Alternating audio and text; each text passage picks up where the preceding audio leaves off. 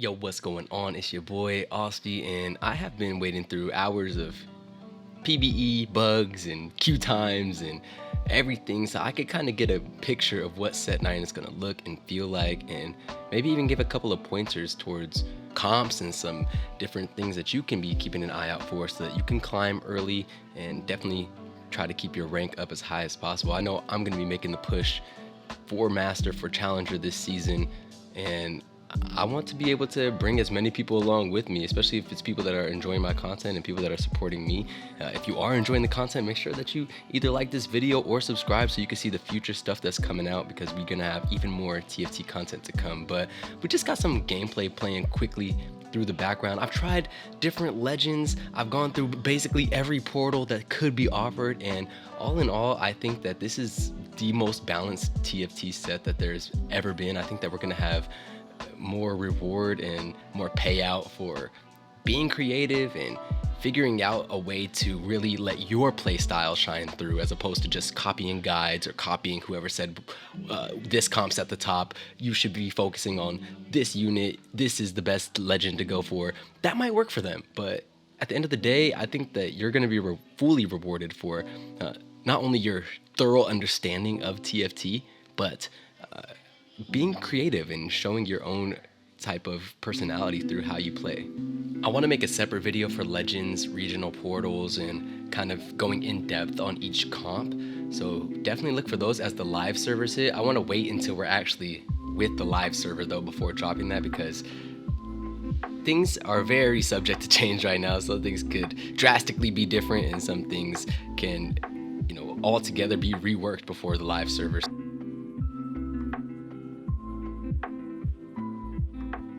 The main thing that I feel people will want to know about is kind of where I feel the power lies, what are the strongest comps to run, and hands down, Demacia, Noxus, and off the top I would have to say Aphelios Targon is going to be the cream of the crop, really be able to take over the game consistently, regardless of what kind of curveballs get thrown in the equation. They have very solid compositions, so I'll kind of throw those on the screen right here, but definitely keep an eye towards Demacia. Your carries for that will want to be like the Kale early. If you're able to get the 3-star Kale, you want to be able to position yourself to econ to level 9, find those other Demacia units, get your 7 Demacia and your 3-star Kale, and you're absolutely popping off. There's no way that people can really deal with the type of damage. The new thing about Kale as well is that each wave of her auto attack, as she starts to level those up,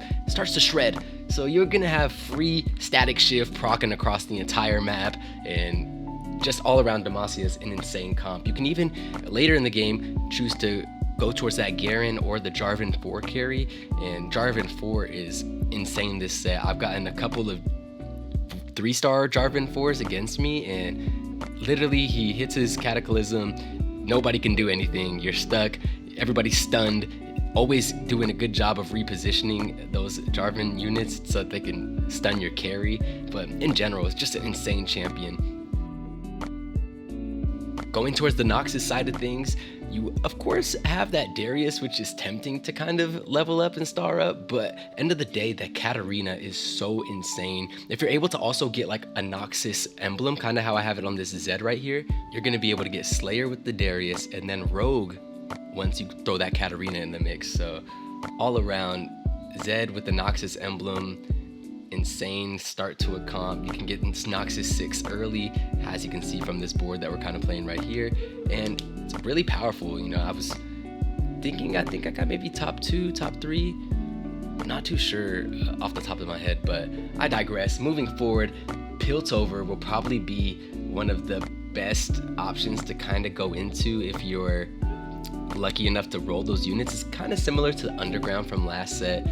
You're going to be able to cash out crazy. It's a lot less difficult to cash it out. I mean, you sell the dinosaur, which kind of stinks because you end up losing all of the buffs that the dinosaur was getting, but you get insane items. I think I saw a cash out where somebody got 7 Radiant items. It's definitely a best case scenario, but it was absolutely impossible to beat that person. They have every single carry with three radiant items, and then they could even spatter a couple more, since I think they were running Demacia. They had some elites that were naturally getting them. Just all around, I think there was 11 radiant items on the board during that game. So definitely want to jump into Piltover if you see it's one, uncontested in the lobby, and two, you're given a lot of the good units to start early. You're going to need Orianna, Jace, the Vi, I believe, is the third early one that you can get. But all around, Piltover will be strong. After that is where I kind of would say that Aphelios slots in, the Targon Aphelios. He's a super strong 4-star carry. He's able to be itemized easily. You're able to force items a lot easier in this patch as well, or in the set entirely. So going to be crazy to see how the Aphelios actually does play out. And after the Aphelios, or tied with the Aphelios, I would have to say the Gunners are going to be a really high contested unit, very easy to pull off. Kind of feels like Cannoneers, but different from a couple sets back. You're going to have so much just raw attack damage getting output, and if there's nobody to check that, if there's nobody, no good front lines, and a very squishy back line, at the end of the day, you're going to be able to run over your lobby, because every single time that a gunner attacks, they're ramping up that attack damage even more. Once that front line is shred, they're just putting the full damage into that back line. I do want to give an honorable mention to Lux and Sorcerers in general. I think that it could be really strong with the right conditions, as people start to optimize their tomes and learn how they really are able to force whatever they want in a lobby. It's going to get scary to deal with. So that's about 5 comps that I feel that you'll really want to be keeping an eye out for. I'll post those again right here as I start to get into this next point, which in my opinion is going to be even more important than just knowing what top comps everybody are going to be going for, and really the most meta, and that's going to be fully utilizing the new mechanics of the game. The new mechanics being the portals, the legends, and kind of how they changed rerolls. To be honest, I don't know if you've seen, as I've chose the rerolls or rerolled my augments in the past rounds, you no longer are just given one reroll on each augment or one each round. Every single augment that you have, each selection, each round, you will be able to reroll once. With that, it's very important to maximize your choices. You want to be able to really make sure that you have an idea of what you're looking for, what different attributes your comp is strong at, and what kind of things your comp lacks that could possibly be supplemented in order to better place yourself inside of the lobby. I feel that now more than ever, first place is really going to be standing out. You're going to be able to tell who's the high roller, who's taking over the lobby, who's the person that really is just unstoppable. But playing for 4th is kind of changed, and I think that you'll be able to salvage a lot more games than in previous sets, due to the fact of just how tailored you can kind of make your gaming experience with all of the things I had mentioned previously. You're going to be able to, have those augments that are guaranteed at each stage from the legends. The portals, even though they're voted and randomly chosen, you can have a good understanding of what kind of compositions flourish inside of those portals, as well as what kind of conditions to meet in order to maximize what you're getting out of that portal. On top of that, you're going to also have just a lot of more positioning things, I feel like, to be watching out for. There's going to be so many moving units, reanimating units that are dropping on your head, like this 3-star Jarvan you just saw.